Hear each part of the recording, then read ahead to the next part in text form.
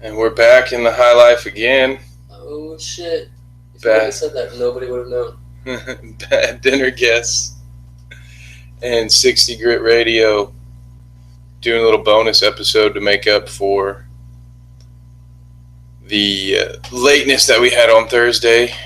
We got some busy guys here trying to get some things done, but we had an interesting topic on your RJ. I completely forgot to introduce us. I just get so used to well, you did it the first time we tried getting this up. Yeah. I did it on the dry run. I still need a lot of practice, but I'm Kev from Bad Dinner Guests, and RJ's here, host of 60 Grit Radio, and we did an episode 2 nights ago where you kind of touched base on the Gary Johnson thing. Yeah, that went pretty well, I think. We just kept getting off the rails. But it's funny because today, and if you go to 60 Grit Radio's Facebook page, you'll find the article. Today, an article was published that basically went through everything I wanted to get over, but they gave you citation. So if you got the chance to read for maybe 15 minutes, just go to my Facebook page, find the article. I think it might have been on Liberty Republic, and check out that article. Hit him with the Alex Jones, man. You got there first. You broke the story. Oh, shit. Nah, it was just nice to see because all the articles have been pro-Gary in all of these like major libertarian publications. It's nice to see a few people still stand out. Yeah, because from what I've seen, you would hope that a couple of people would stand out. Yeah. Because it doesn't seem like he's accurately representing the libertarian message. And again, I'm no expert on that, but just what little I know, it seems that to the topic that we've been talking about was whether or not Bernie supporters would show up and actually vote for Gary. And my argument for thinking so was that I think that there was a decent enough group in the Sanders followers that were just sort of, as you alluded to it, kind of going with the flow and just sort of along for the ride. They maybe didn't even necessarily know why. They're just we don't have to crack open the whole thing again, but they were just clearly anti-establishment, and so I had the thought of that just the Libertarian Party, just almost in its sound and in certain sound bites, that they could be able to swindle some of this vote. And it blew my mind when I woke up this morning, because I saw a handful of my former Feel the Burn friends on Facebook posting this video that I'm about to show you, because I had to get your reaction from it, because I think it just you won't have the context of being able to see what the comments that came along with this, but these were former devout Sanders fans who 2 weeks ago were still, one of them even was still posting after Bernie conceded, saying that his only chance at still running for presidency was to concede in the convention. And he was still holding on hope that it was just a move Bernie was making. But now he's switched sides and is now posting about Gary Johnson simply because Gary Johnson is making anti-Trump statements. And so everybody loves that. And that seems to be the quickest route to getting some votes in that camp. But I will hold off and allow the video to speak for itself now. So here, this is for you. A misfire on my part. I called him a pussy. Donald Trump's a pussy. But the point was that, you know what? I've climbed the highest mountain on each of the 7 continents. I'm going to do a 3,000-mile mountain bike ride here, upcoming. Trump's a pussy. I think that Donald Trump alienates more than half of. And that's who he's going to, the liberal Republicans. Yeah, and I don't know, again, it looks like we had some technical difficulty here. I'm going to try a little refresh. If it doesn't work, then by all means, we could still just kind of, that almost was enough for me to get started. Again, but I definitely want to try it again. I don't know what sort of internet issues. It looks like the same memes that I've been seeing on some of the Facebook pages popping up, where he's just, again, social issues, and then wanting to talk about like things outside of anything that matters. Why does it matter that he's climbed 7 mountains? You beat me to it, yeah. You know, all that shit there. He's not saying I lowered my state's budget or anything like that, because that's not true. Exactly. So he's got to keep it off of, and if the candidates are going to make fun of it, he'd much rather be made fun of for saying stupid shit like that than them like attacking the issues at him. So he's trying to run the conversation there. Yeah, he's picking up the quick and easy vote right here as easily as he can. Just be the next guy in line to sling some dookie over at Donald. I'd like to see more of what he said though, if it works. And yeah, and it's more along it's all along the same lines. I'm trying to see here if we might just not be able to provide the video here. Mountain bike ride here, upcoming. Trump's a pussy. I think that Donald Trump alienates more than half of Republicans. Deporting 11 million illegal immigrants, building a fence across the border, killing the families of Islamic terrorists. Free market, but I'm going to force Apple to make their iPads and their iPhones in the United States. How's that a free market, Gary? Being in the presidential debates. How are you going to force him with guns? He's got anything to say about me, which I'm sure. Well, I think he was saying that that's what Trump is claiming. Oh, okay. I was going to say, Jesus Christ. I'll just start off with the fact that I could see him saying that. That's what's so fucking sad.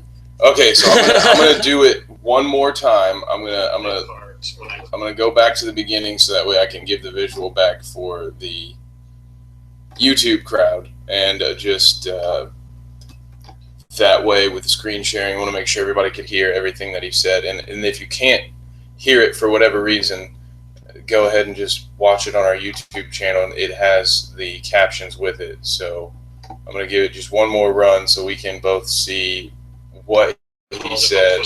Donald Trump's a pussy. But the point was that, you know what? I've climbed the highest mountain on each of the 7 continents. I'm going to do a 3,000-mile mountain bike ride here, upcoming.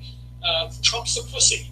I think that Donald Trump alienates more than half of Republicans. Deporting 11 million illegal immigrants, building a fence across the border, killing the families of Islamic terrorists. Free market, but I'm going to force Apple to make their iPads and their iPhones in the United States. If it gets down to being in the presidential debates and he's got anything to say about me, which I'm sure he will, I'll just start off with the fact that he's a pussy. I hope he does. So yeah, and again, that brought to you by Now This. I found it on BVA News, put in front of me that way. So that goes just right there to kind of what I was getting at in general with my overall just disdain for this election process this year. Is it's not just him that's doing this. It's pretty much all we've got now available to us has been just sort of this emotional pitch every time. Now, there was hardly anything informative in that little soundbite. Also, you may not have noticed this, and this is my nerd shining through here, but as somebody who's edited a lot of video, there were a lot of edits in that. That was This is what Now This does, is they try and make it's a video meme. Yeah, exactly. Well, but a lot of times, like when people are listening to this and they don't actually get to physically see the cuts, they won't get to see how frequently the frame changed, which in itself adds a little bit of context to the interview and the situation, because if you see that that's actually 20, 30 different sound bites from one interview, it makes you wonder what else he was saying in his little rant that he went on, because he didn't say anything, not only, and this isn't even sort of like a, if you don't have anything nice to say sort of thing. I don't know, if you want to talk some trash, fine, but it didn't have any substance. I didn't even see how it, in a logical and rational world, how it would have actually helped him in any way. But yet, I'm seeing the evidence on the internet of it having a positive effect for him, and it's just... Maybe if he gets man, I don't think we're going to see Gary Johnson presidency. Oh, but getting shit like that out there, like the Republicans he's talking about are the people that call themselves socially liberal, fiscally conservative. So they're still statist, but they want a few less rules for like what you do in the bedroom and that kind of shit. Well, that was maybe the smartest thing about his little bit was I felt like he sort of was able to make a swoop at the outsiders on both sides of the coin by mentioning, you know, that by taking the Bernie stance of like Trump is an idiot, sort of, you know, making that play on the liberal side, and then on the Republican side, pointing out that they're going to beat him at that game. I mean, they're going to smash him. He's trying to play. He's trying to act like the tough guy around Trump. He's never going to be able to be portrayed as the tough guy against Trump. Like, Trump will challenge him to a boxing match and then call him a pussy for not showing up. Like, you don't beat Trump at that shit. He will play the wildest card. He doesn't give a fuck. Like, and then Hillary is a ruthless politician. She's going to dig up whatever past he has, which isn't good. Like, I don't think he's going to win taking this angle, which sucks for the Libertarian Party, but in my opinion, it's a good thing. Because, again, he's not a libertarian. He's seeking the socially liberal, fiscally conservative Republican. Those still, the fiscally conservative, are funneling the most money into our fucking military. No libertarian is for the standing army we have right now, or that kind of fucking... Well, but Gary might be. Oh, yeah, I can't wait. I'm terrified to see what he says about college, because that is what would get him the rest of this youth vote. If he said something about defaulting on those loans or anything about along those lines about forgiveness, if he goes there, I'm completely wrong. He's going to get him. Yeah, which, and I will say, I don't see a presidency coming his way. But for me, it just, of the whole broadcast that you did the other night, the part that resonated with me was when you said just the mere concept of a devout Bernie supporter being able to then realign with a libertarian candidate was a red flag. And for me, what I kind of just, I've kind of took what you said and sort of ran with it in my head, as far as I think that paints the bigger picture of the entire election in general here, where we don't seem to be smart enough to make this decision almost anymore. It's not. It doesn't seem to be based on anyone's logic. Why are we deciding on the one man that has control over 300 million people? That is a retarded concept to begin with. Like, why is there somebody in D.C., which in turn means somebody in Ohio gets to go there and also vote and all that kind of shit there? But why does anybody on that side of the country get to say anything about what happens in California? Vice versa. Like, you don't... It shouldn't fucking matter. You don't have any, like, touch there other than what the government provides to you. Yeah. It's completely archaic. Like, that many people look to one... It's fucking religion. I mean, the Pope. It's that we don't get to choose to follow him. Like, it does feel strangely at times like a religion. I mean, we alluded to it about Bernie, that at times it felt a big enough Bernie rally could really have that cult atmosphere where it was just sort of, and you run into it a lot in the world of the truth movement and conspiracy theory. You run into a lot of cognitive dissonance, and while on the truther side of it, they will say, well, you can't ever prove anything to a sheep because they've been indoctrinated for years and it goes against what they believe, so they're automatically rejecting the new evidence. But they don't realize that they're talking into a mirror on that one, because the second you go to bring up something that disproves someone's conspiracy theory, they don't want to hear it, and they usually have really generic answers like, well, it was fake. Or, yeah, you know, they have just like, oh, well, I mean, they could fake that. You know, there's never really a thought-out answer for when someone goes out to disprove it. And that has led me into my research this week for an episode that is going to be probably a couple of weeks coming out now.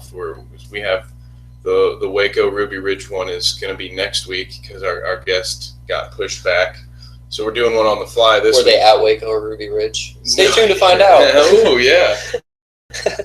So our old ghost hunter friend will be back.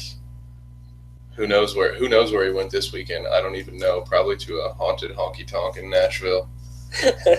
They're all haunted. Yeah, they are all haunted. Too much line dancing. But and so I went on a bit of a conspiracy tangent there. I had to just get out the idea that I'm having this big time struggle where I feel like everywhere I turn for answers, I'm being lied to, regardless of what the message is that's being sent out. And I wanted to introduce that because it's probably going to come up a few more times from me over the next couple weeks as I continue to research. But how it pertains to what we're saying is I feel like we have really lost our grasp on reality as we have I'mRight.com. Say what? We have I'mRight.com. Like the one thing that government like schools did that was like kind of cool is they told you there was bias in all media from the get-go, and they told you that you had to read multiple stories and then form your own opinion. And like what an educated reader would do, and what we've lost in this meme generation where you build the fucking news stories that you see every day. Like now you just fucking, it goes off your likes, so they predetermine you're going to see shit that you want to see. Yeah. And then on top of that, you're going to these websites, you're going to Jezebel or Breitbart or something like that, and you're only reading that. And what, like, at least they said you needed to do, and it seems like everybody's forgotten now that it's so easy to just get on Facebook, is to cross-reference the shit. See what the argument against is, and then see which one holds up better. Well, and that you're bringing up a really good point. What may be the big boogeyman of the scenario is that sort of. Now they're shutting down. Well, yeah.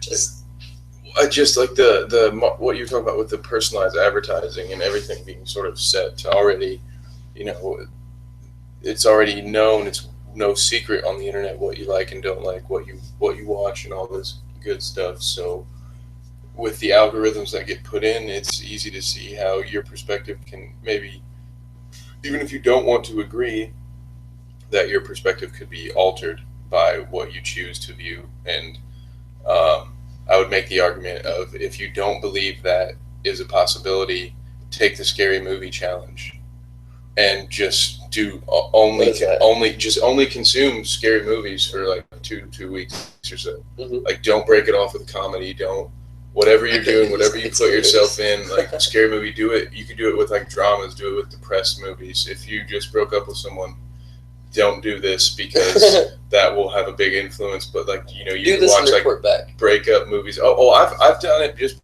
because I have a little personal tradition where the month of October I try to go as long as I can with watching at least one scary movie a week. And it turned, at one year, it turned into the concept of I'm only going to watch like The Walking Dead, or it's got to be some sort of Halloween related television show or whatever I'm watching.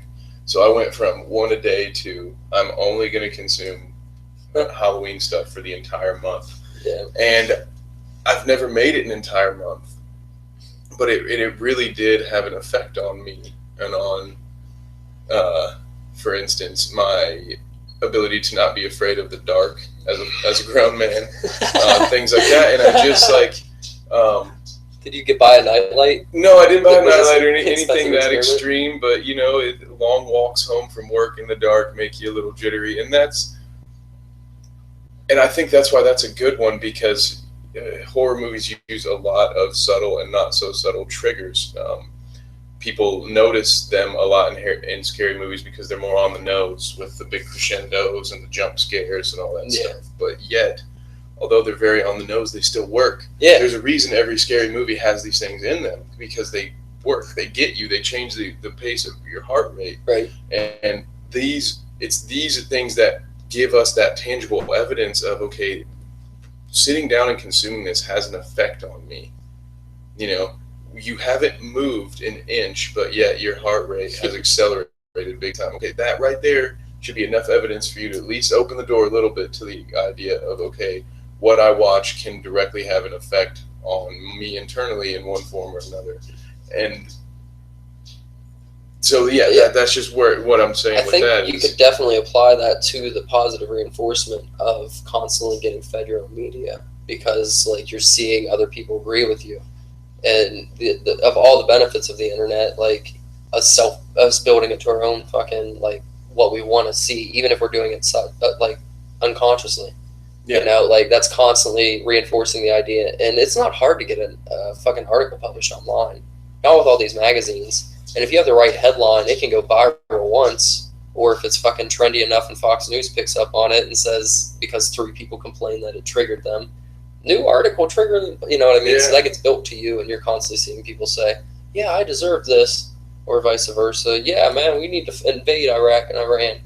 You know, like, it can go either way, but you're building your own newsfeed to constantly tell you the things that you already agree with. Yeah, and look at YouTube. The conspiracy, because you were talking about, like, maybe you're coming off of your, like, siding with the truthers, that kind of thing there. Maybe not the truthers, like, specifically, but the kind of conspiracy theory guys, because, like, when they get argued with, they shut down.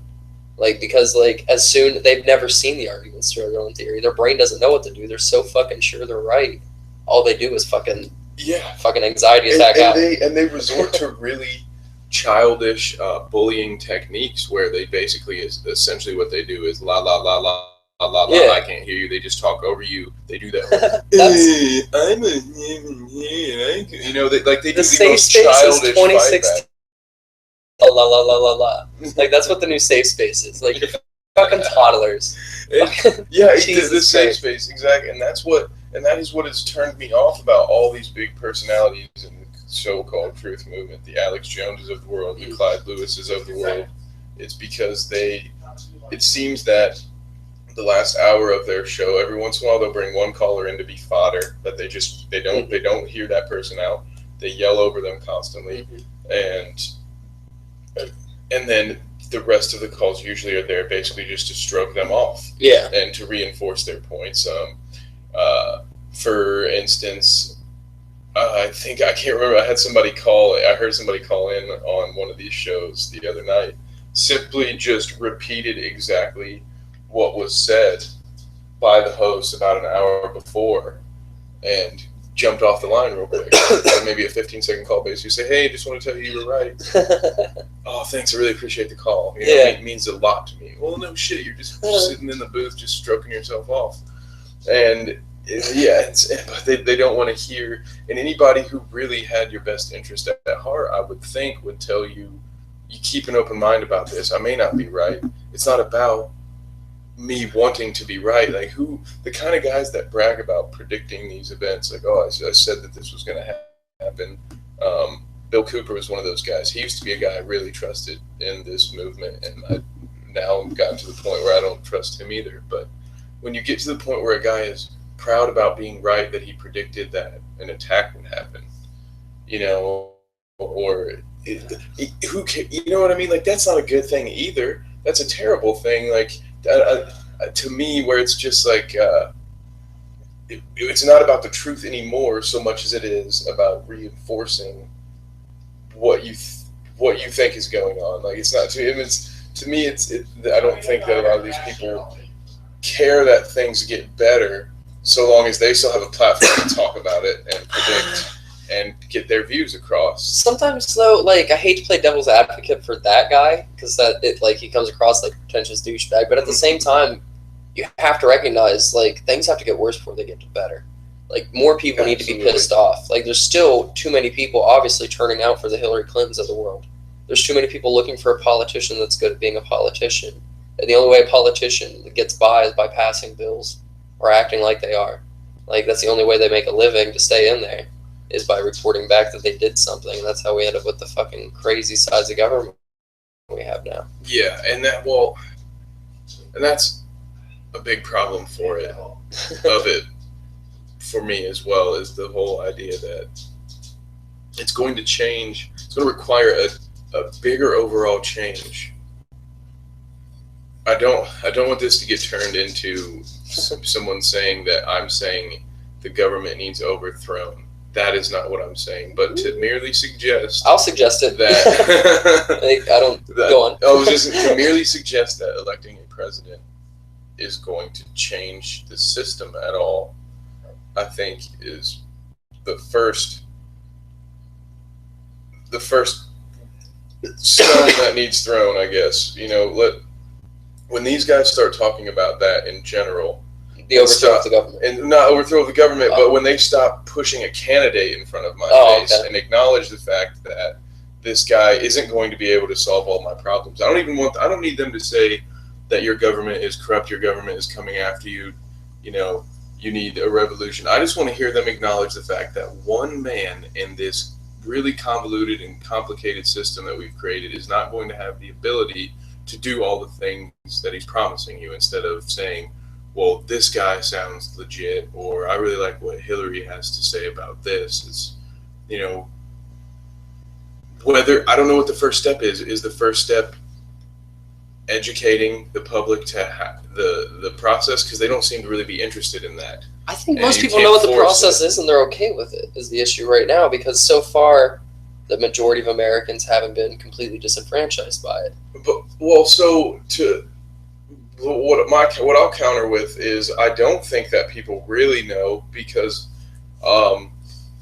back to the guy that I told you about, I heard he was asked to define democratic socialism and he couldn't. And instances like, do you remember hearing how upset Bernie supporters were when they heard about the superdelegates? Do you remember how often that had to be explained to people? Like, they understand that. I'm not suggesting that the average American doesn't understand, like, that they vote and the electoral college and that stuff. I'll give them that. But I think that there is so much red tape and so many gray areas that, I mean, there's a reason it's been turned into a major in college. I don't think that was ever really the original intention, was to make the government so complicated that you'd have to study it.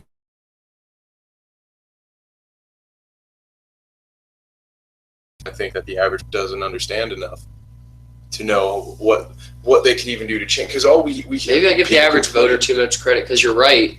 I think after the primaries, which still nobody cares about, because at the end of the day, the only reason primaries are there is to feed us our two candidates, and just seeing people tune out of that or get fed up with it and just vote for whoever resonates in their head as the right person.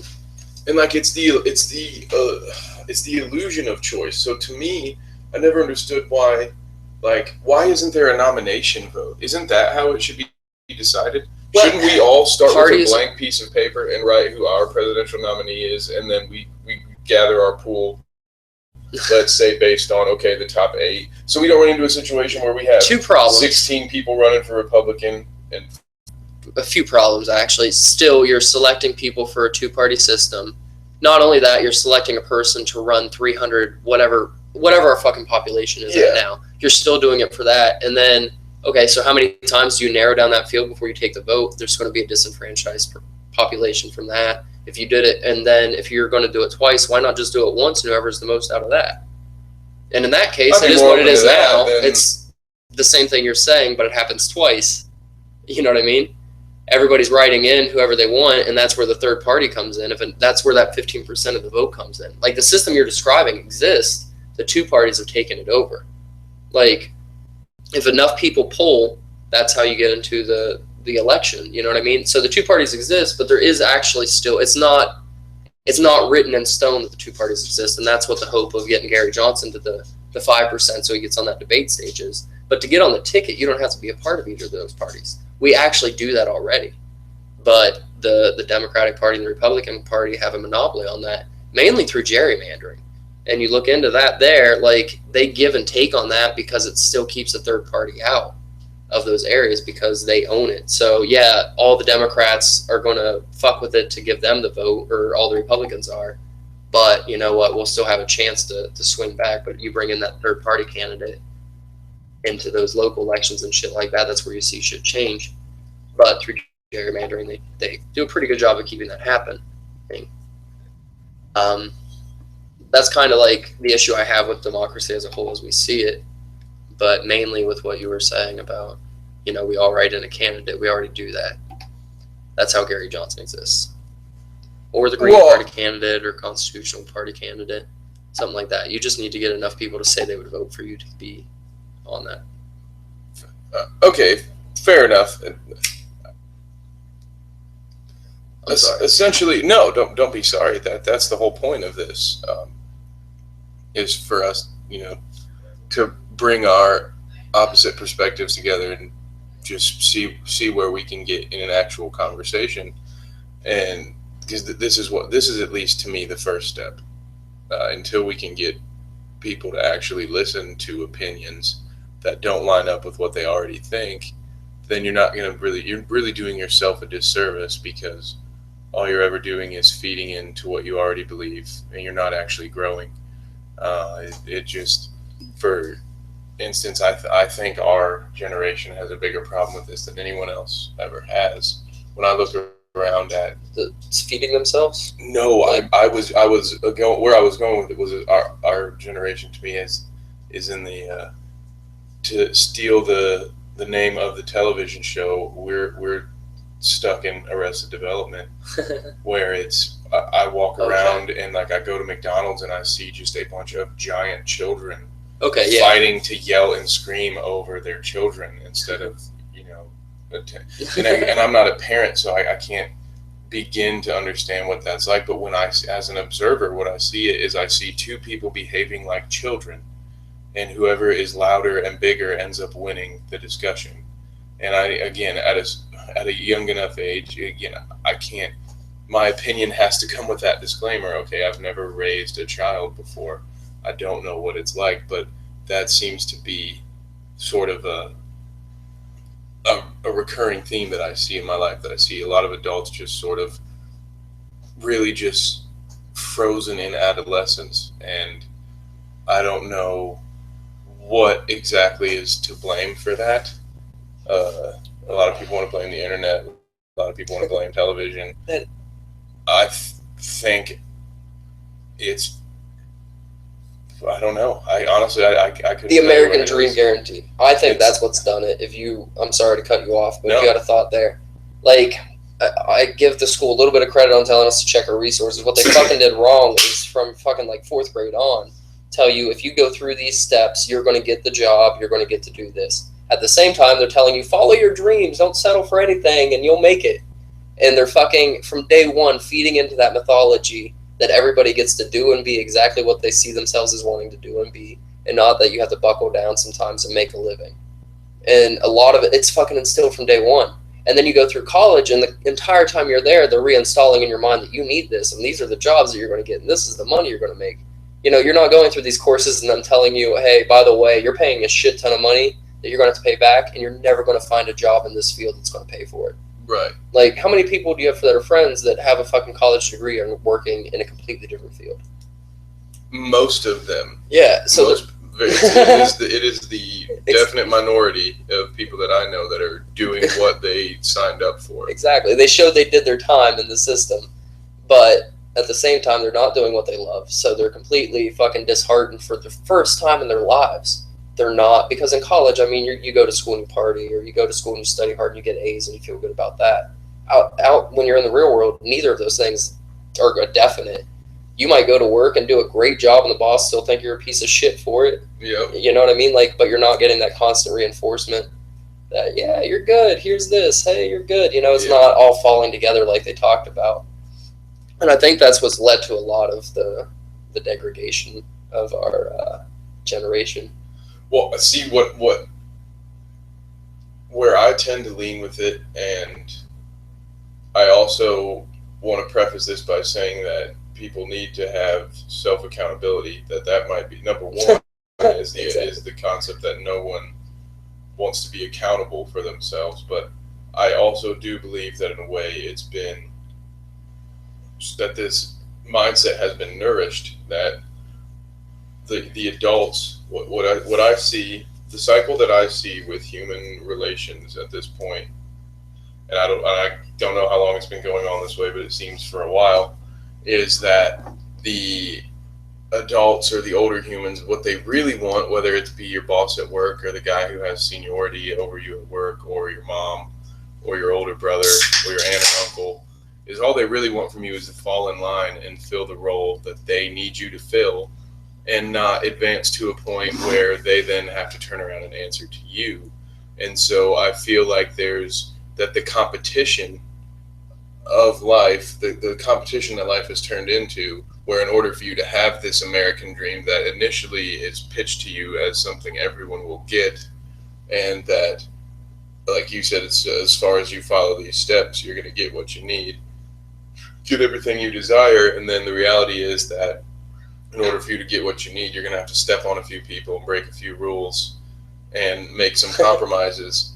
And there are people that understand that better, and they take advantage of the youthful, bright-eyed while they're still in that age, that young 20s. No doubt. And people either then get broken but yeah, I think it's been, not that it was a systematic approach, but that the cause and effect of really sort of our system that we have in place has just turned it into, there's really no desire to usher in, there's no desire to make this upcoming generation great so long as they just stay out of our way and we can get our shit done and make it great, because what we've done is just had that sort of bubble around just us and what our immediate things are that we care about, and as long as that's taken care of, we have a real apathy towards everything else now.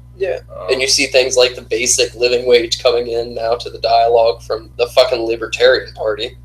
But, like, no, they've been coddled. And, like, through high school into college, they have somebody to, like, set the guidelines for them, set the standards, and that's there to me.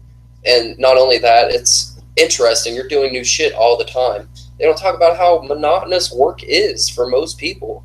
And no matter what you're doing, I don't care if you engineer cars for a living. At the end of the day, after a few years of doing it, going in and making that new model of car, and that's why that new young up-and-coming person takes over. But what people don't see is that it's the state keeping those old fucking state ways of shit going as the issue. But it's definitely a self-feeding machine. I just tend to lean toward self-fed. But been built to look toward.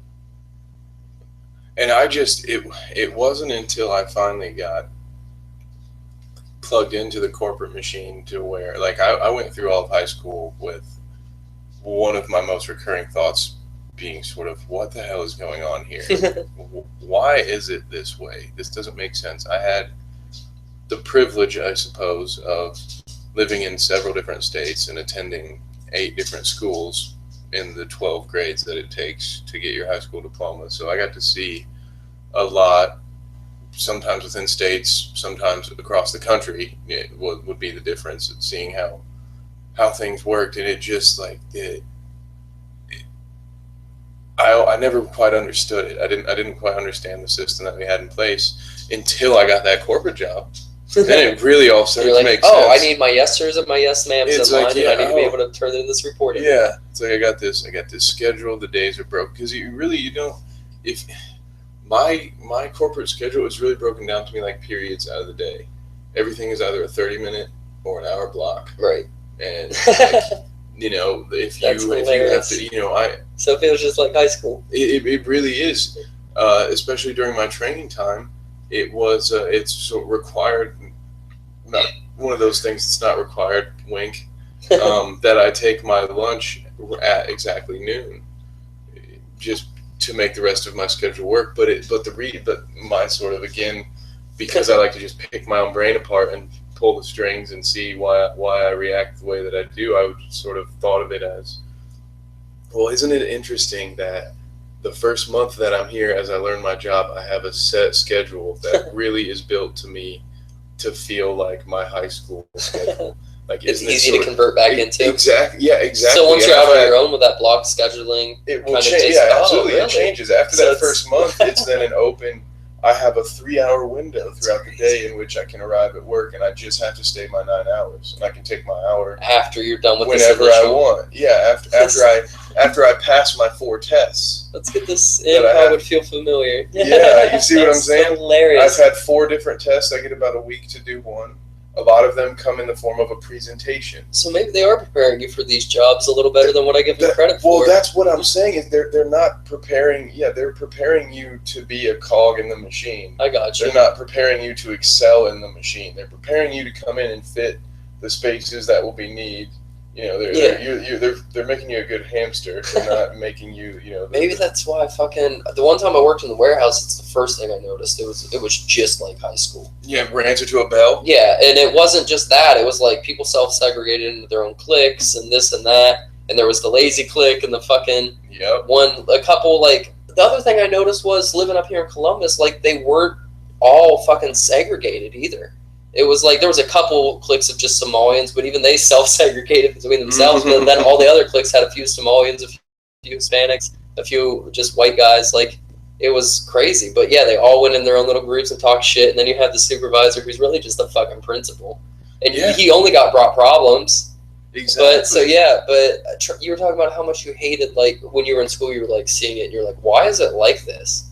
Like, you knew the kids that were never going to use that history class or that science class or, God forbid, that math class. Yeah. Like, you knew who they were. Try, like, being the kid that never showed up to school except for test days or the review day before the test, arguing with the teacher or debating or just, like, answering all the fucking questions, and then the next day passing the test with a B, and then going back to watching, like, TV and playing Xbox the rest of the day. You're like, why the fuck is everybody coming here and going through all this shit? It's not that hard. Like, review day, they go over the fucking shit. It's really just to get that fucking, it feels like, at least, just to get that schedule built into your fucking head. And that was, I really think it is. And so the other part to this that has always blown my mind is we're sitting here in science class learning about Pavlov's dog, and then as soon as that little bell rings, we all get up in a panic and grab our notebooks and hurry up and put them together, get our pens in our pockets, and we know that we have 5 minutes to make it to the next doorway. And my God, I better not fucking not make it within those 5 minutes. And they're teaching you about it while training you to be It's revelation of the method, like right there, if I've ever seen it, where, because your conspiracy theorists like to use that term, hidden in plain sight, but that was an instance where I sat back and was just kind of like, dude, really, man? Like, this, you're sitting here, you're teaching us about doing this to dogs, and here we are, and you're doing this to us. We're just animals with a fucking conscience. That's all we are. We're self-aware fucking animals. Yeah, we're that easy. And that's it's that simple complexity right there. But yeah, it kind of blows my mind, and that's really I bring that up because I think that's the biggest thing we can equate it to. I see us all at this point as sort of a guinea pig generation, that we're Pavlov's dog. I think that especially those of us, for instance, I have an entry level education when it comes to the brain. Mm-hmm. I took entry level classes because of my major in business on philosophy, logic, psychology, sociology, and so I understand just basic core concepts of this. But there are people that are experts that have understood, the difference between brain waves and how you react to the TV as opposed to how you react. I mean, we all get tunnel vision when we stare into a television. Like, that's a thing that you can see and feel, and it just shoot, I got thrown off. I forget. But you were talking about how we reacted to different ways to different media, and how it's different. Even though you didn't really have a great understanding of it, people that did have a great understanding of it. Who's to say that they aren't the ones that are, what jobs are they doing? Like, for instance, Edward Bernays was the nephew of Sigmund Freud. He's the father of propaganda. He created the term public relations. Okay. Made PR firms a thing. He is the original spin doctor. He's the reason we eat bacon and eggs for breakfast. Why the fuck are businesses on Twitter? Exactly. If they listened to him, they wouldn't be. Go on, I'm sorry. Oh, no, I'm just saying that, so there are people like him, that if he was smart enough and able to figure out psychology behind things, and the new version of marketing is to sort of convince someone to come to you wanting to buy it rather than you selling it to them. Well, so how are they doing that? If these little cues aren't in marketing, if these subliminal messages, if they don't exist, how is it that someone can walk into a Best Buy knowing that they want to buy an iPhone or knowing that they want to buy an Apple Watch? I think we do more research how is impulse buying a thing if there aren't these subtle little, you know what I mean? If it's not at least possible, that's my thing. I'm saying that's why I don't believe that it's impossible that our brains could be affected by whatever it receives. I think we're more of a sponge than we'd like to believe. No doubt, but the nice thing about us is that we do have the option to decide what we absorb as a sponge. And the nice thing about, I hate to talk shit about business and marketing because I think that is the best thing that can happen to people is the spread of information in competing companies. And the nicest thing is that, Apple might use a bunch of subliminal shit to try and get you to buy it, but if you're somebody that researches it, you might decide for the Droid. And enough people do that there's that argument. And then with at least technology, Windows phones comes in, people are talking about it way before it ever gets released. Like, people are actually looking this shit up and seeing what it's about. With political parties, it's every 4 years. So not only do they control what messages are getting out there, then it's every 4 years. So you're only getting interested every 4 years. You get to do the same research it takes to learn about the phone or something you're buying from a store and make up your mind about either candidate. And now they're making it all topical, so it's even fucking easier for you to squeeze it in because it's all on your Facebook feed. And it already fits into what everybody else's status is, so they look like they're your best friend. Yeah. Best Buy has a harder time doing that with a cell phone. You know what I mean? Like, if they squeeze that in your news feed, you're a little bit more skeptical about it. But if it's Hillary Clinton saying that since day one, I believed all gays should be able to get married, I don't know that she's actually said that because it would be a lie. But you know what I mean? And it fits in with the rest of your news feed. That's a little bit different than check out the new iPhone 4S. And then when they put the fucking Mountain Dew, and you even complained about on, was it on Bread and Circus episode of Bad Dinner Guest? Yeah. You were complaining about Xbox Ones being, or 360s being in Transformers. A lot of people bitched about that. I think that's the reason we don't see politicians inserting themselves into that kind of shit so much as trying to get that kind of shit to insert themselves in. So the politicians, I think, do a better job of it by getting these people to speak out. You get Ludacris to say this or that, or fucking Snoop Dogg, or somebody that's anybody, you know what I mean? Well, like, and then, to me, that I'll let you finish. But no, basically what I was getting at is that I think it's self-fed, but the fact that it only comes up 4 years is the reason why we keep having only two parties involved. What? And you were talking about, like, you not talking about an overthrow of the government. I think if the government is actually as corrupt as some people believe and is, like, impossible to penetrate these two parties, you need a Ross Perot moment, but on a fucking huge scale. And what I'm saying is that you need to see, just like we see the amount of people that didn't actually support Hillary Clinton and are still winning all these primaries, you need to see somebody that everybody's throwing their weight behind and still doesn't get the presidency, to the point where they're outraged. They shut Ross Perot up real fucking quick. Maybe that's something Gary Johnson could do, but again, I don't want him spreading our message because it's the same thing as their message. It's not going to bring a change. Yeah. But I don't know. I felt like you were kind of saying it might be a little bit the company's buying and paying for this shit here. I think it's the other way around. But maybe at the end of the day, what I believe is that corporate and private interest are most likely what actually rule. Yeah. Has the rule, and to say that our politicians are paid about as well as our professional athletes, and there's a reason for that, because it's all just a big show at this point. That it just keep us focused. Like, I think it's been very recent. I think it's been since 9/11 that this is sort of this infusion. It went a little bit before that, but it really got sped up after 9/11.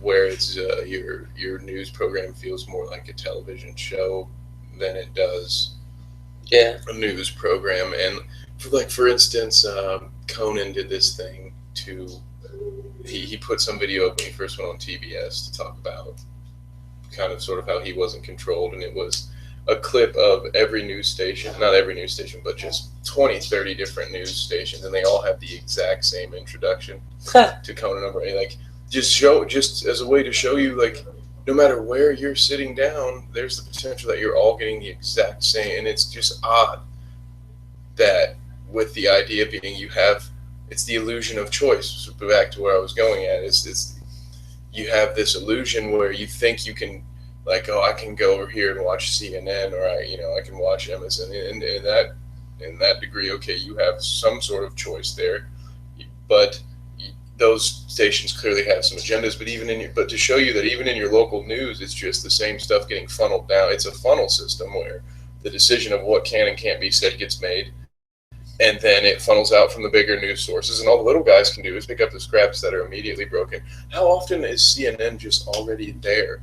Like in Paris, the Bataclan incident, there just happened to be a CNN, and I'm not thinking, don't go the conspiracy theorist route, but like a local broadcast station, they're not going to have the resources to be there within the hour. Right. CNN was at the Bataclan while it was happening. If I had CNN's budget, or their credit, I probably should say, I would have a fucking major news reporter in every major city. Well, exactly. That's what I'm saying. Is they were already in Paris for something else. I'm not saying like that. I wasn't trying to go.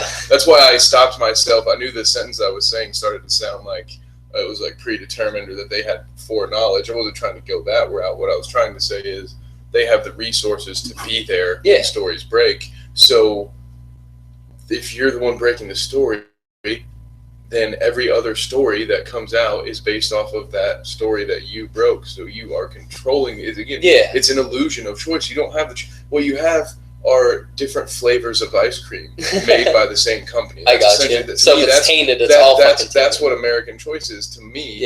Is it's all coming from the same source, and you think you're choosing, but in reality, it's just a trickle-down effect. You're just getting a different flavor of the same product. That makes a lot of sense. So, like, even though they are a bunch of different flavors, they're all fucking the same shit at the end of the day. Whatever that fucking little piece that's planted in there is, it's going to make it all across.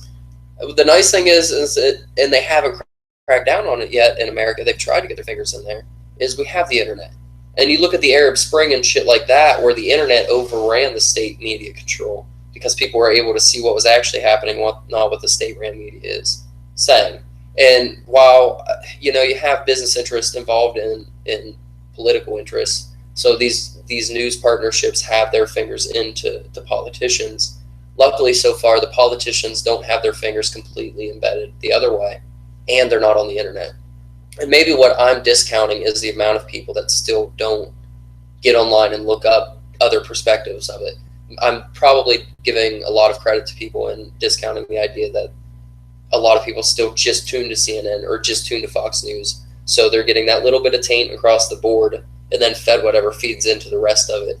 So, well, what a lot of people say, just to add to what you're saying, a lot of people's method is, well, I will turn to the BBC because I don't trust American news. And it's like, well, okay, I will give you the credit of your stepping outside for your source. But to me, it's the same thing as saying, I read the Jerusalem Times. So it's like, okay, well, you're reading the newspaper of one of our biggest allies. So, but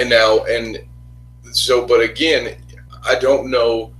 The BBC is still at least selling their product to the British consumer, and not all of them are pro-American. Well, you at least get some anti-American. I'm sorry to cut you off. Oh, no, you're fine. Really but yeah, at least with them, you get a little bit of anti-American snip in there. But isn't that kind of going back to my original argument was, so they add some vanilla extract to it. Yeah, exactly. But they're still giving you a story. I don't see with the sort of allies, with the strength of, that ally, I don't see them putting out any information that they knew would cause too big of a rift. Like, for instance, the BBC is, if they come across a story that could ignite a war between the Brits and the Americans, they would not necessarily put that out there, depending on who it is. You know what I mean? Depending on who stumbles across it. Yeah, that's a hard thing to predict. I can't guarantee that, but I'm just saying I think it's less likely that they would put something that if it would enrage the Americans so much that it messes with the American economy, which then messes with England's economy, do they just decide to not print the story and not get the corrupt business in trouble so that everyone still continues to benefit? If it would sell more newspapers, I think they would totally publish it. I really do. Maybe that company has more money than they could make off of selling newspapers. Again, it's all circumstantial. If the politician is in their pocket, you're right. If they're in the politician's pocket, if they're paying the politician, but they're still focused on that consumer dollar, I think they would publish it. If they're ran by the state or by just a few politicians' interests, or if that politician has the card to where they can say, whoa, on that war story, remember all this fucking access I gave you, you're not running that shit, or you're not getting that access ever again, or you owe me this favor. I could kind of see that. The reason I turn to BBC and NPR basically for most of my news is because the British consumer isn't necessarily pro-American, while the British government may be, and the BBC is still selling to the British consumer and the European consumer, who holds a bigger market share than the American consumer does. So I don't really think they'd be so worried about the American consumer that they would not run a story because it would piss Americans off. If anything, it would boost the readership over there. That's why I turn to them, because, again, at least it's a way you can use the free market on your side today, even with it being ran by so many organizations, is they're still reporting to that dollar. But, again, if that dollar has to pass through the politician's hand first, who knows? Right. Or if, let's say, for instance, let's just use the oil boogeyman for this, for instance. Let's say if you adhere to the idea that politicians may potentially be bought and paid for in some circumstances, let's say, and let's take the BBC out of it for this particular, let's just say there is an oil company or an electronic company or an automobile company that strongly backs both a politician and also maybe has a holding in, or maybe it's the same media company, like you said, maybe the media company owns that, you never know. Where I come from, I have the concept of there might be the possibility for a couple of businesses to be big enough to own both the politician and the radio station at the same time. That would then say, hey, this story's not, it's so anyone who would want to make the argument that I watch too much TV will probably just throw this at me, that I watch too much House of Cards. But I guess for lack of a better way of putting it, I see that show as being a little more accurate than a little more. I think it's more accurate than the West Wing. Yeah, not exactly. Exactly, more accurate than the West Wing. I know it's absolutely that it is fiction, it is fictionalized, but I think that the way things get done, I think it actually accurately portrays the way things get done in our system. And I think that also take that with a grain of salt, though, because that show has $100 million budget and is allowed on Washington, D.C. set. And again, once again, you understand, they're never going to, if our government is allowing them to shoot on our nation's capital, know that they're never going to tell you anything that you aren't allowed to know, that nothing true is going to come from that. So don't, I say that almost as a disclaimer to what I just said. Like, don't go overboard with what I said. Don't take it as me saying that politicians are murdering people and throwing them in front of trains. I'm just saying wheels probably get greased behind closed doors. That's what I'm saying. No doubt about that. And you're talking about businesses being big enough to be in both, like, teams' pockets, you know what I mean? So they get to run the narrative. It's the ultimate play. What would you do? Bringing this up, and that's why I want to remove the power element from it, because I think money is inherent. Capital is inherent no matter how you work it. The only thing you can remove is the power over people, or the slavery of people, in the way I look at it. But you look at, like, car manufacturers out there, some of the biggest backers, and I've said this before, of, like, engine emission standards have been car manufacturers. But then they get to turn around and be like, oh, look at what the government's doing. So they get a tax credit on top of it. So they get to push the smaller businesses that are trying to enter it out, and then they get that tax credit later because they produce the cars at the right emission levels to pay off the fucking money that they're losing by the initial research. So the taxpayer is paying for them to stay this big business, pushing the little guy out. And they definitely are big enough to do that. You get to play on both of those crowds. And what Gary Johnson could have done is he could have stood out and been like, look at what I just said. Look at what's going on. Look at this corrupt system. Instead, he's trying to just get the seat like a typical politician. Mm-hmm. And if you have a Ross Perot, or better yet, a Ron Paul character out there, they're going to be like, look at that shit. Look at it. That's what I stand against. Like, we need to do something about this. Whereas Gary Johnson is just, right now, he's trying to pander to the liberal because I think he knows he's going to get the anti-Trump people, the people that are going to vote the party line pretty much for sure, but still don't like Trump. So it's not going to be hard to win a few of those people over at least. But no. But yeah, I definitely don't disagree with you there that there's some businesses in both sides' pockets. I think if you remove the government from that, then business is going to flow through. And we were talking about monopolies earlier. Fucking, like, the only way a monopoly has ever flourished is by serving the consumer. So in politics, we constantly hear the monopoly knocked. The only way, like, is it Rockefeller that made his fortune on oil? Yes. I think it was. Either way, the only way that man flourished as a fucking monopoly was by keeping his prices so low that the consumer bought his. Like, completely crashed the markets, basically. But because he had enough money saved up, he just went in and bought the other oil companies. But what he was doing the entire time was undercutting them. And the way he did that was by saving money. And anytime he started to raise his prices, other businesses started to swallow up that business. And there's a reason why the Rockefellers, your conspiracy cast could probably tell me the exact number, but there's a reason they don't own the entire oil market at this point in time. Like at the end of the day, he had to make a profit again. These other businesses got the opportunity to step in, because you look at like centralization and shit like that, it's inherently cheaper in most circumstances to run a market out of a smaller area and just, make your money that way. And he couldn't really do that. And you look at monopolies throughout the ages, they've only existed outside of just serving consumer by government intervention. So the electric company, the telephone company, the water company. It gets created, It's sort of, try and disconnect from the grid. You get a right taken away from you, and then you get taxed. You get to pay to have it back. At a taxable rate. Have you seen any of the articles about where like houses within certain zoning districts, because if you live way out in the country and the utilities aren't available to you, obviously they can't force you. So you get to have well water and a septic system. But if you live in the city, if your home is completely capable of having solar panels on it, run your entire house, and you're happy with that, you still have to connect to the electric. You still have to connect to the grid. And if you don't, the government gets to say your house is uninhabitable and kick you out of it by force. I did not know that. Yeah. Now I know. So that's a monopoly with fucking actual force behind it. Right, exactly. And that's usually what happens. The Federal Reserve is a good sort of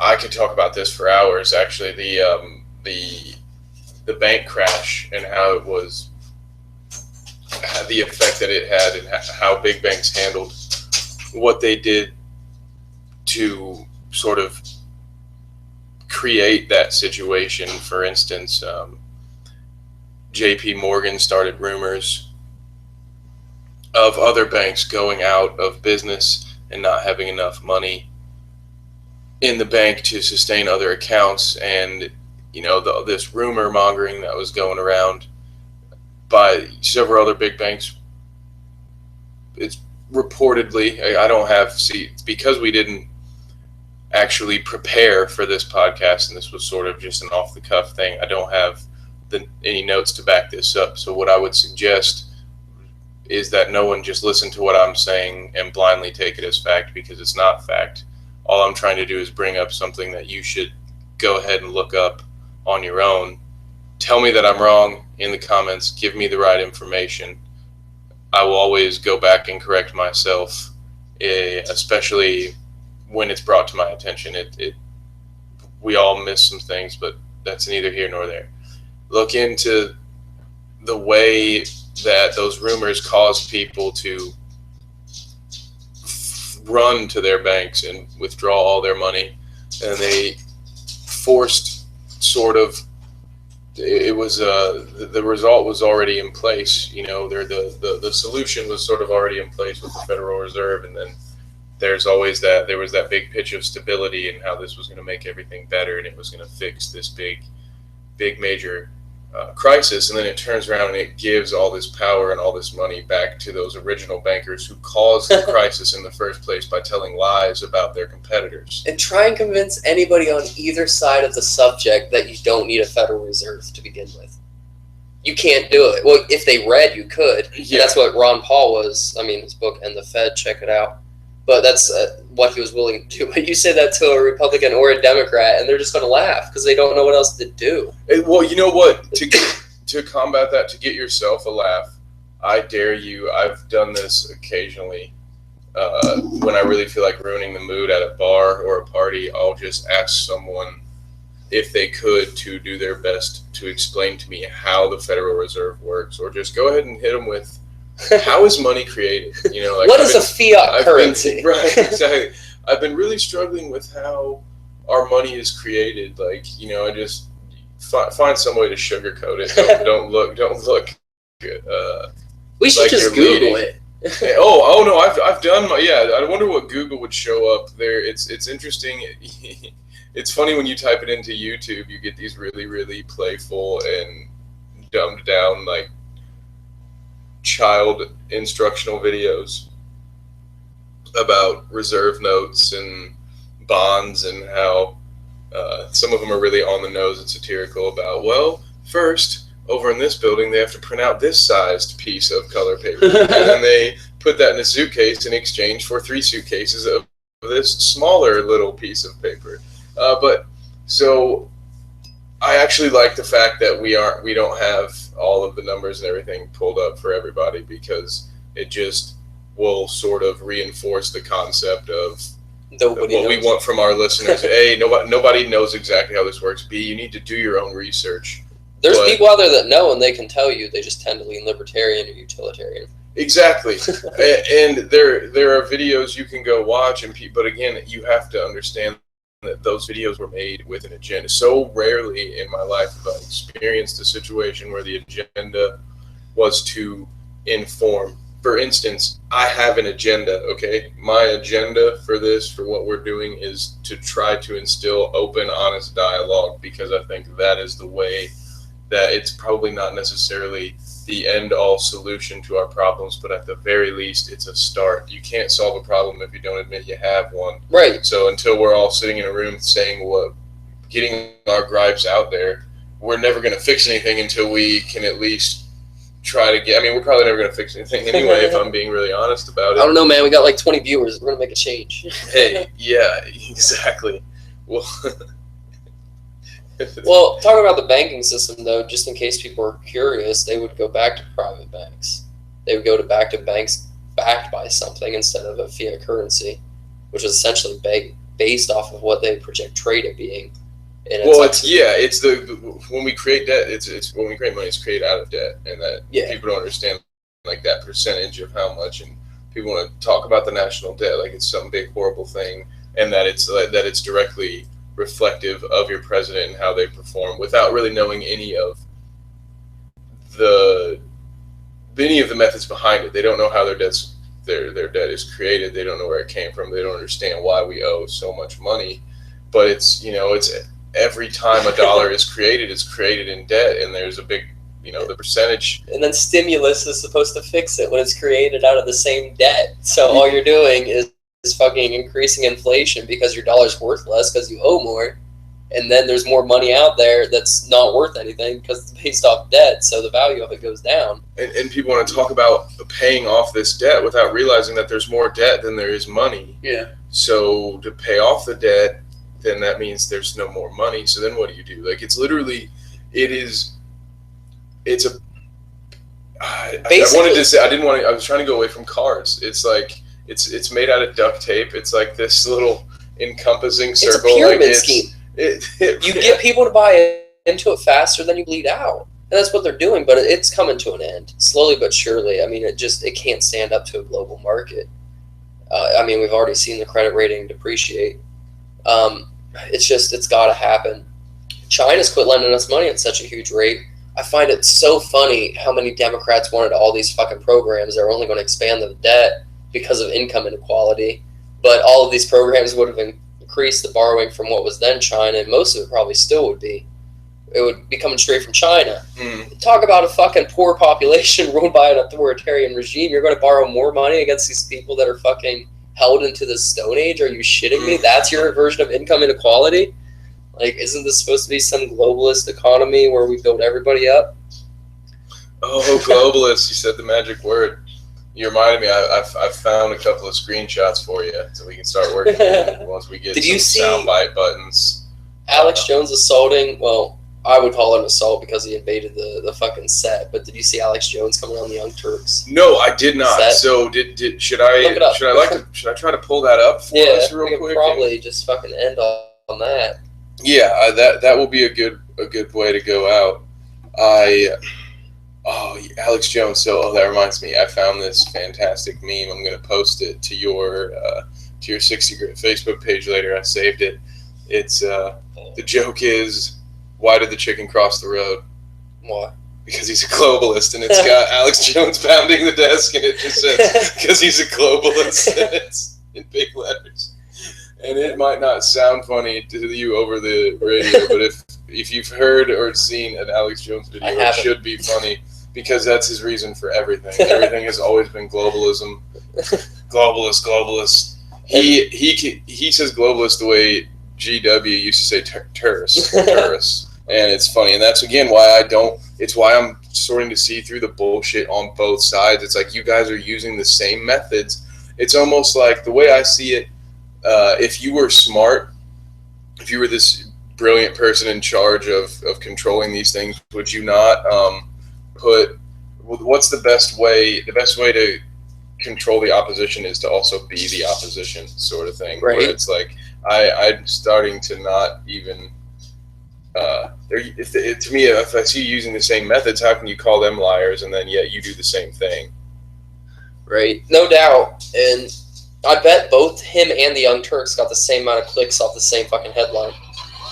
Because everybody's already made up their mind of who their guy is in it. Oh right. I see an asshole. I hate the Young Turks. I fucking hate him. Alex Jones looks like a complete douchebag in this. If I was with the Young Turks, I would have punched him in the fucking dome. So we'll get. Speaking of that, we will now. Here's our chance to see what they did do, because I'm watching this for the first time.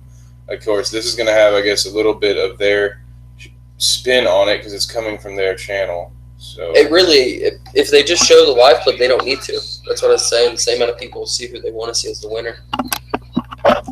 What just happened? Wait, you're right. No, that other one was 9 minutes. Alex Jones and a guy significantly worse than him. Here. All right, we're back. There we go. Turks. Obviously, a little bit of commotion here. As Alex Jones and a guy significantly worse than him entered the stage here. What changes the demographics is that he wins white males in such overwhelming numbers that it overcomes every other demographic advantage. Hey, Alex Jones, how you doing? All right. How's the revolution going? You guys starting the revolution? We are indeed, Alex. The revolution is afoot. Welcome to the Young Turks. You don't throw America's I am going to restore American democracy along with progressives and conservatives in this country. All right, well, I gotta tell you, I am really, really proud of you. Really, it's good to meet you in person. How are you guys doing? We're doing okay. You like calling Hillary for prison shirts everywhere? Oh, I kind of despise it. What shirts are they? See-through. I didn't see that. You haven't seen? Oh my God! You didn't see me? I don't exist. You didn't see me? I'm not. All right, guys. Okay. Hey, this is right here. It's great. It's Bill Clinton says right. That's the big number. You want to take my show over? I'll take your show over. Okay, you know what? Who does this kind of shirt? First of all, a sick guy. Second of all, no, you know who's accused in court papers? You know who's accused in court papers of being a rapist? Donald J. Trump. Donald Trump, Roger Stone. It's in court papers. You're a sick dude, Roger Stone. I don't know off this right now.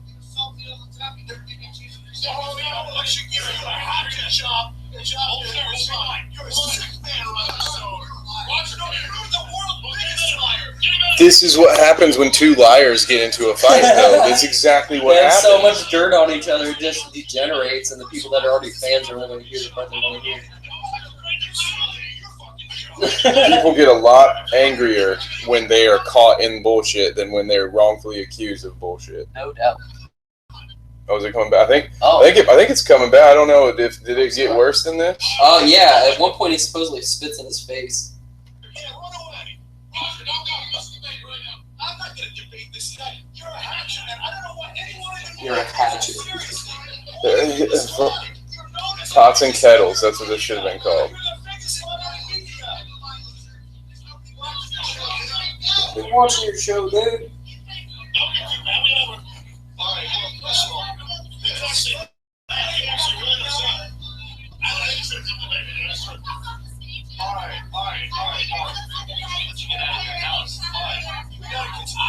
Get the fuck off the stand.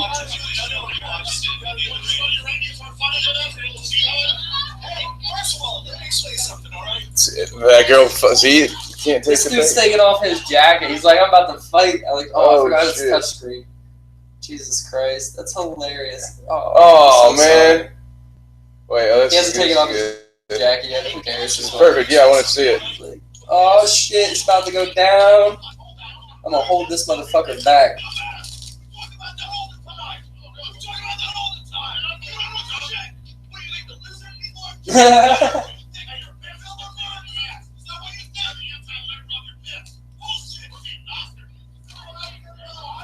Weirdy and Doctor. Did you hear him say that?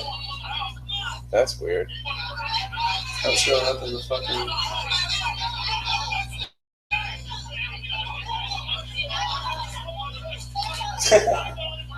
And this is like, I shouldn't put ourselves up that high, but this is our level of media provider.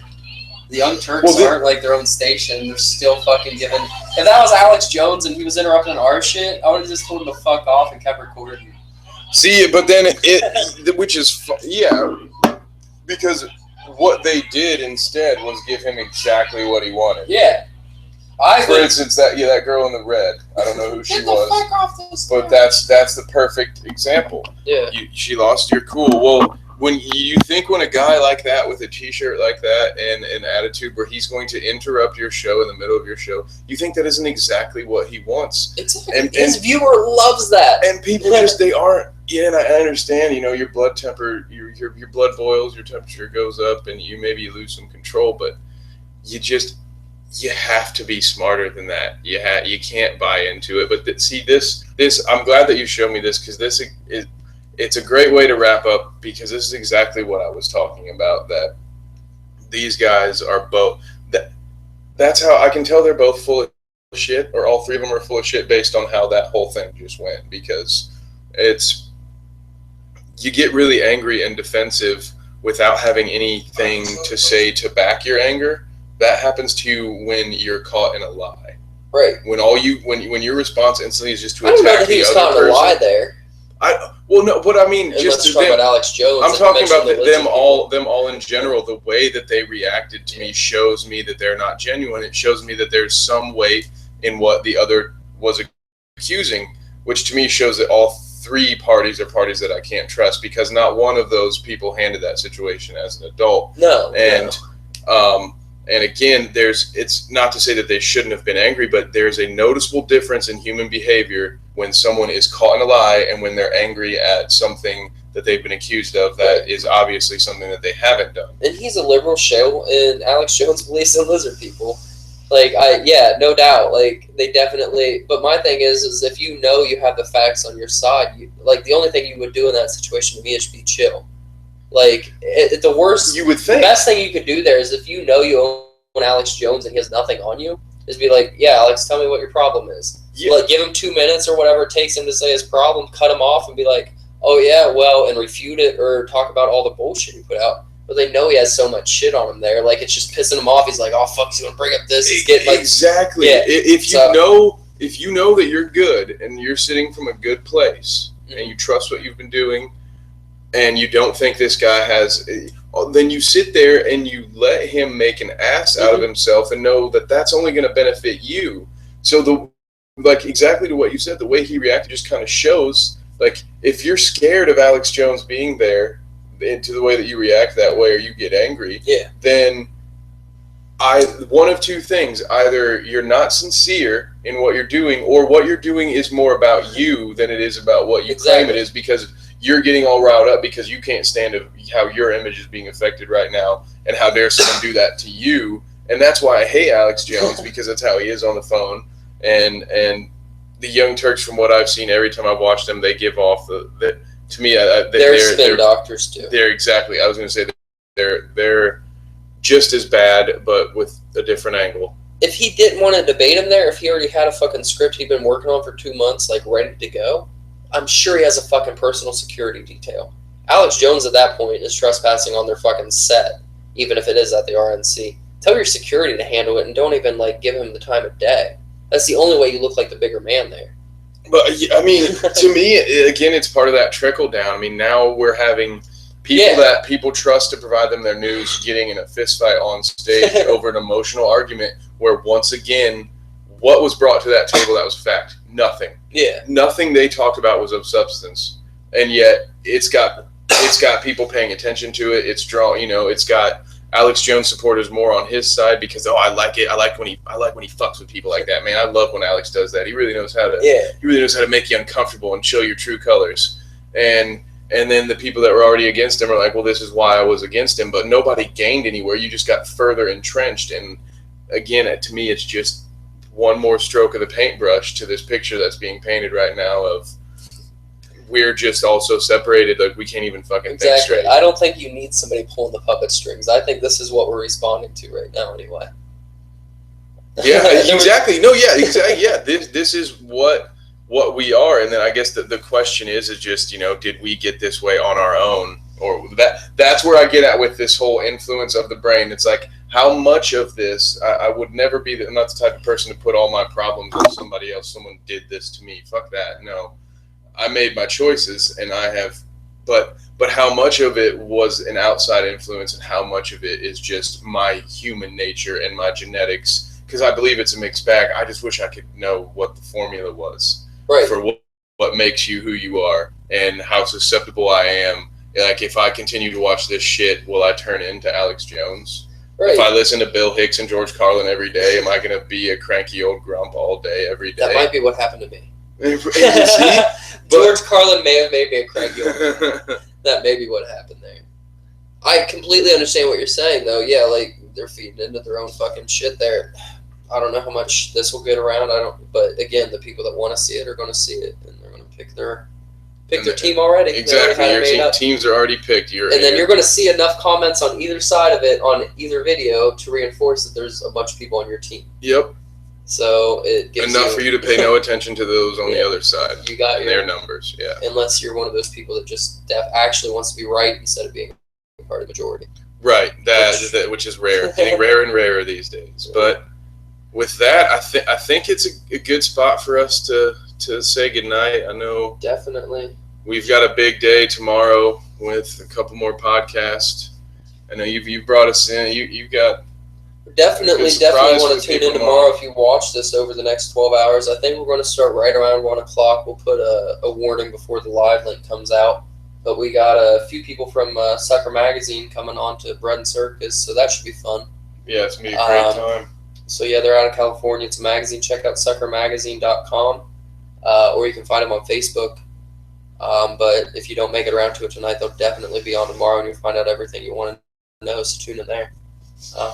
Yeah, we definitely check us out for that. It'll be a really cool show, and then we'll have our Bad Dinner Guest, our nightly Sunday podcast, coming out as well tomorrow. What are you guys talking about?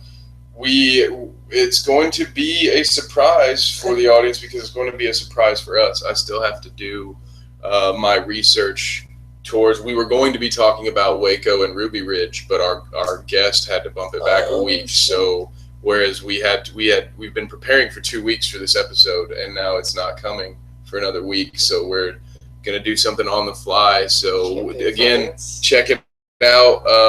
Check us out on Twitter and Facebook because I will definitely let you know when we decide what it's gonna be. That's the channel name, which is Bad Dinner Guest, is also their podcast name. It's the flagship. Everything, whether you're looking for our video game play, if it's Twitch, YouTube, Twitter, Facebook, it's Bad Dinner Guest for everything. We even have a blog where we post some short stories, so check that stuff out too. Definitely like to encourage you, if you're tuning into this, leave some comments. I would love to have some comments to read at the end of every episode, maybe rebuttal. I definitely like more people to tell me I'm wrong than I'm right because that'll make for good episodes. So check us out at 60 Grit Radio on Facebook. You can comment there or message me there, or just comment on the YouTube link. Again, we're on Bad Dinner Guest. Check out the entire channel because we got a lot of shit for everything from Twitch gaming to conspiracy theories to this Libertarian cast. If you have stories you want to submit, give them a shout over at Bad Dinner Guest. Facebook get them up there. Or email.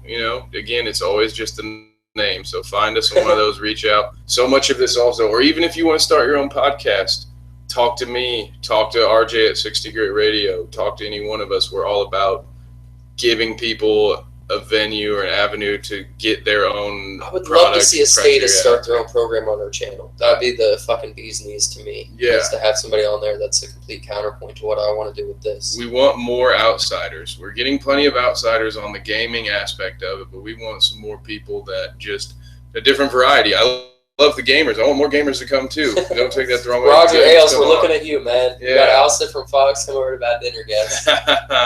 This has been 60 Grit Radio. I think we're out. We are over and out. We'll see you beautiful people very soon.